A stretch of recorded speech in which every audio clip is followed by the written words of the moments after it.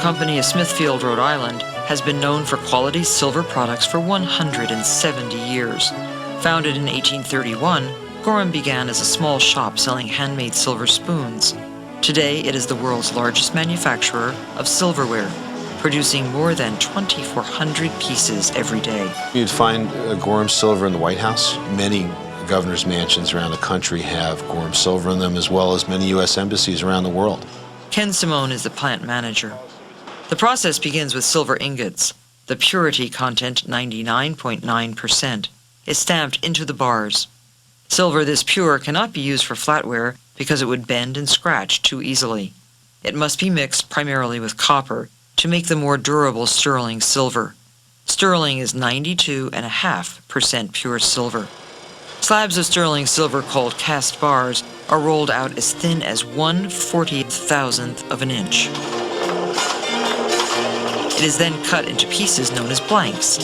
The blanks go through a series of machines that reduce and contour them into the proper thicknesses in the correct areas, depending on the specific item being made. As the blanks are rolled, a basic shape begins to emerge. The piece being made here is a spoon from the Chantilly pattern. Gorham manufactures about 75 different silverware patterns. Chantilly, first introduced on the market 105 years ago, is the best-selling silverware pattern in the world. Charles Wilkicki is a press operator and a 22-year veteran at Gorham. What we're doing is outline blanking. We put the piece into the press comes down, cuts out the outline of the spoon. It's not really an automatic process. That's what makes it interesting. It's more of a hands-on, so you have quality control. We do a lot of intricate work on it. And I'm sure as you see as you go along the plant, there'll be other processes that you say, well, boy, just to make a spoon, how much actually goes into it. Once cut and contoured, the spoon will have a pattern stamped into its surface. Gorham was the first silverware company to introduce mechanized stamping presses in the mid-19th century. This allowed for mass production of quality silverware, making it more affordable. But even mechanized parts of the process involve a great deal of manual labor.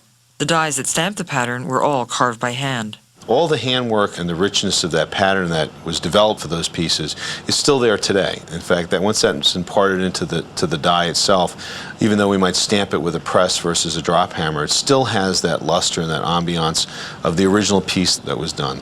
Gorham's archives contain dies of over 1,000 patterns. Many are more than a century old. Each year they revive a few patterns for the sake of collectors. The ornate designs are in place, but the excess material needs to be trimmed off. The scraps are saved to be compacted and recycled. One by one, the rough edges are ground smooth. Other pieces of silverware require additional steps. Knife handles are made in separate halves, and then they are tack welded together. Strips of solder are inserted inside the handles, which are then heated in a furnace to fuse and seal them. Karen Diazzo puts each handle on an air hose to test it for leaks. These are little T-handles, and we use them for like butter knives. If there is anything from the soldering that is like a little hole or anything in it, we will spot it by the bubbles in the water, and we send it back to the furnace to be done over again and come back here to be checked again. Once it's okay, we send it on. The handles are then filled with cement, which adds strength and weight for balance. The blades are inserted and aligned. After the excess cement is rinsed off, the handles travel through a heating chamber to cure them. Depending on the pattern, some silverware is honed to a bright finish, while others have a semi-bright gloss. When you see a really well-polished piece of silver, it has a depth in the piece. It's almost like a fine piece of jewelry or a piece of art. Gorham makes the full range of Chantilly silverware, from the basic items to serving utensils. A 5-piece place setting costs $150. Many people have come back to us that have had sets handed down from their mothers and their grandmothers and their great-grandmothers, and it's something that they'll in turn pass to their children and their children's children. That silver will be around forever, and that's one of the wonderful things about it too. I know that the products I'm making today will be around for a long time. Gorham manufactures some additional silver products. For some of the more specialized items, Gorham employs artisans with rare skills. When we come back, we'll visit with some of the craftsmen who practice these rapidly vanishing trades. In its heyday, the Gorham Company had more than 4,000 employees, including artisans who created exquisite works from silver. Late in the 19th century, Gorham craftsmen introduced the Martele line. The ornate holloware was designed to spotlight the unique talents of the artisans who made them.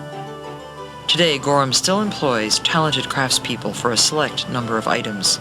This is the way Paul Revere did it. This is the way they did it in those days, how they decorated flatware, because they couldn't make a die.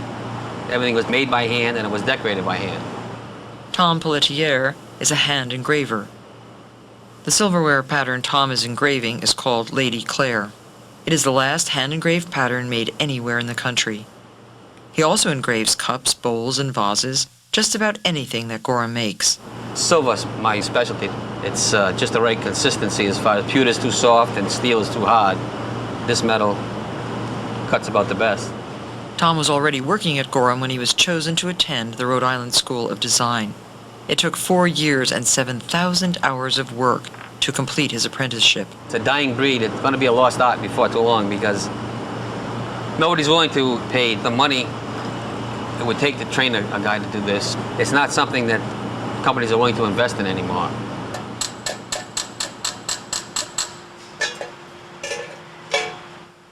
Werner Lee is a master silversmith. Employed by Gorham for more than 30 years, he first learned his trade as a 14-year-old apprentice in Germany.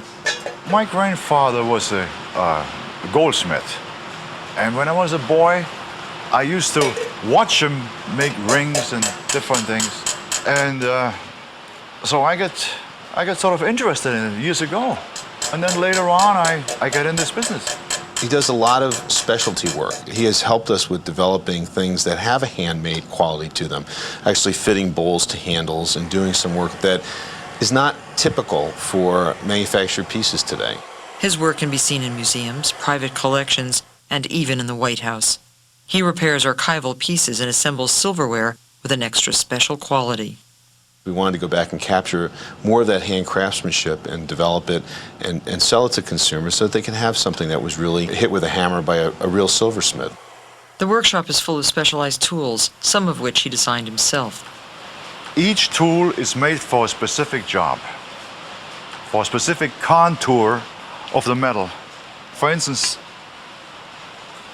this one here is roundish. So you have to use the appropriate hammer to get in this area. While you might expect his work to be guided by touch and sight, sound also plays an important role in the silversmith's shop. Now hear that sound? That's a sound that tells me it's making contact with this stake. This sound here tells me it's not making contact with the metal, but this sound, you hear it? Do you see the difference? You get a more solid sound to it, okay? Restoring damaged pieces like this pitcher is one of Werner's specialties. One of his greatest challenges was the Indianapolis 500 trophy, originally made by Gorham workers in 1935. It was picked up by the wings, and cracks developed where the handle was attached to the body. So it was brought in here, and I had to remove the wing, which is quite massive. That was something I was very nervous on this job. This cigar box, handmade by Werner, is worth more than $10,000. It has 15 tiny hinges and a lustrous surface that seems too smooth to have ever known the touch of a hammer. But to Werner, the true measure of its quality is in the sound. When it comes down, you can hear the air rushing out. See? It shows you that everything fits perfectly. In an era where machinery has made the silversmith's hammer all but obsolete, Gorham Silver still creates products shaped by an artisan's hands. In the process, the company keeps alive the traditions on which it was founded 170 years ago.